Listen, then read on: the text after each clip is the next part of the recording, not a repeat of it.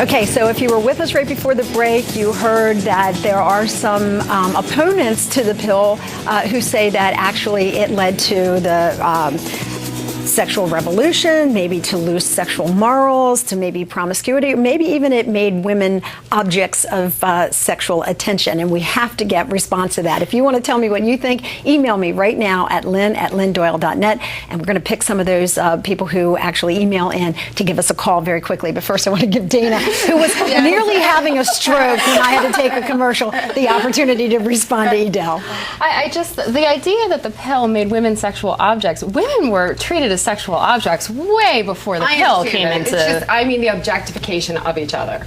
Of Both men and women. So it can easily lead to lust, where you don't see sex as something sacred. You see it as something no more common than a handshake, which we can see when we have, like in 1960, we had a 4% out of wedlock birth rate. Now in this city, we have a 64%. Like, that's obviously connected to the sexual revolution. But see, that doesn't make sense to me, because if it's 64% when it's available, somebody's just not taking it. No, it's right. Because education isn't there. More people are having sex outside of marriage, and they see the pill or condoms as this like protector that's always going to protect them. It just doesn't work that way. And if you understand a woman's fertility, there's only a certain point in her cycle where she needs to be protected from sex, from pregnancy, if you want to view it that way, not from sex. From pregnancy. There are some that believe that too. I'm just saying there's only a certain point, so the pill really isn't working as effectively as people say. To me, that statistic.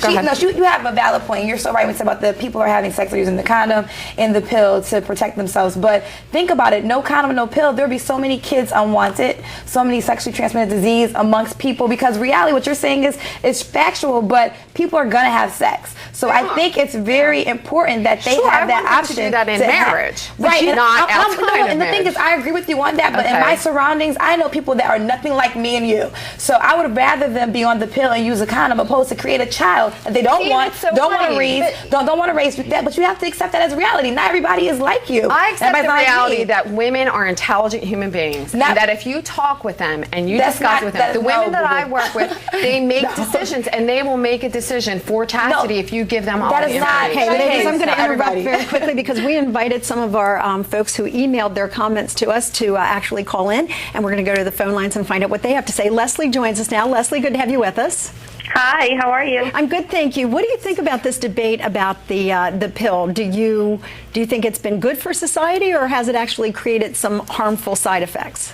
I have to say, just on the topic of justification as a woman, I have to say I was definitely an object of interest regardless of whether or not I was on the pill or not.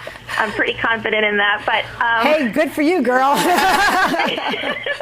But I think for me, it was more just wanting to be responsible and not be pregnant at a time when I didn't want to be. And obviously, I still had to have my morals and my values, because it certainly didn't protect me from disease. So you didn't feel like just because you were taking the pill that you necessarily had to utilize its benefit? You didn't feel like you had to have sex? I think there was a certain percentage of the time that it did have a perk, but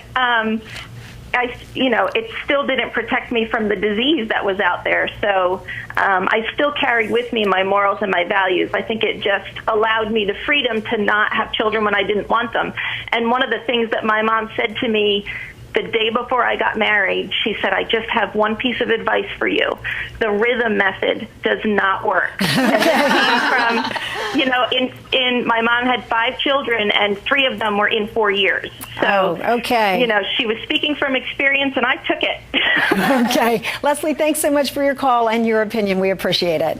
Thanks, Lynn. Sure thing. If you'd like to tell us what you think and you're unable to get through on the telephone line, remember, you can always email me at lynn@lynndoyle.net. We are almost out of time, so I do want to get some final thoughts here. One of them is about disease, because as Edel and Dr. Hollis have both mentioned, it's the pill may prevent pregnancy, but it doesn't necessarily prevent disease, sexually transmitted diseases. And a lot of people, particularly young women and older women who are getting back on the dating scene, aren't cognizant of that and aren't aware of it. I agree with that. Also, we have the fallout of Viagra, where a lot of men are now. That's another show. I know. Bringing in other partners. it's the same result. The result is the same. You have a high concentration of STDs floating through our society, and it's because people do have that quote, quote, unquote, safety mechanism to take a pill because they know they're not going to be pregnant, but yet and still they're not protecting themselves from an STD. Well, and I think that all goes back to education, especially some of the statistics you were talking about, Adele, in terms of pregnancies out of wedlock.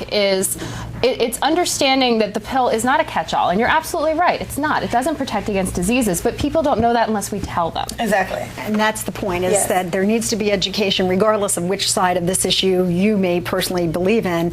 Educating yourself is the greatest thing that a woman can do. Definitely. Like, bottom line is this: I have my own decisions. I actually agree with you guys a lot, but if I'm not going to go over your house to raise your child, then it's your personal decision. You make it yourself. All right. And there you have it. All right, ladies, thank you so much for being with us. I certainly appreciate it. You added a great aspect to the debate. Adele, good to have you back with us, and Dr. Hollis as well. And I do want to make a clarification. Dr. Hollis is the author of the book, A Dialogue, a Presidential Prayer Book, and we congratulate her on its success. We thank you so much for being with us. We'll see you the next time.